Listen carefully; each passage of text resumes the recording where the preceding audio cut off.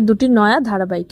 ইতিমধ্যেই organic studio তাদের আসন্ন ধারাবাহিকের প্রোমো অন এয়ার করেছে অভিনব প্লট ধারাবাহিকের গল্পের। লগ্নভ্রষ্ট মেয়ের কথা কম বেশি সকলেই শুনেছে, কিন্তু লগ্নভ্রষ্ট ছেলের গল্প নিয়ে আসছে জি বাংলার নতুন ধারাবাহিক পুবের ময়না।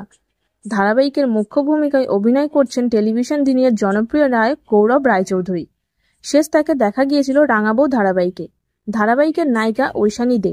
বাংলাদেশ থেকে আসা এক মেয়ের জীবনের কাহিনী অবলম্বনে এগিয়ে চলবে ধারাবাহিকের গল্প। পুবের ময়না প্রথম প্রচার ঝলক। পুবের ময়না প্রথম প্রচার ঝলকেই সাড়া জাগিয়েছে নেট দুনিয়ায়। দেখা যাচ্ছে লগ্নভ্রষ্ট হয়েছে বাড়ির ছেলে। নায়কের পরিবার যৌথ, বিয়ের মণ্ডপ থেকে ফিরে এসেছে ছেলে। বাড়ির সকলে দোষ দিচ্ছে গেরস্ত বাড়িতে সায়না মেয়ের জন্যই নাকি বিয়ে ভেঙেছে নায়কের। তড়িঘড়ি সম্মান বাঁচাতে নায়কের মা ময়নাকে বলে তার ছেলেকে বিয়ে করতে।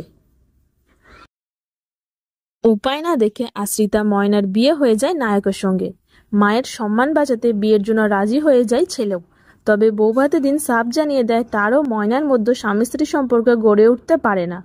তখন ময়না জানায় এই প্রথম সে বিয়ের পিঁড়িতে বসছে না। রেগে যায় নায়ক। এত বড় সত্যিটা লুকিয়েছে ময়না। প্রকাশ্যে পুবের ময়নার দিনক্ষণ। তখনই ময়না বলে, প্রাণের থেকে বিয়ের পিঁড়িতে বসাটা কি বেশি জরুরি? কি হয়েছিল ময়নার সঙ্গে?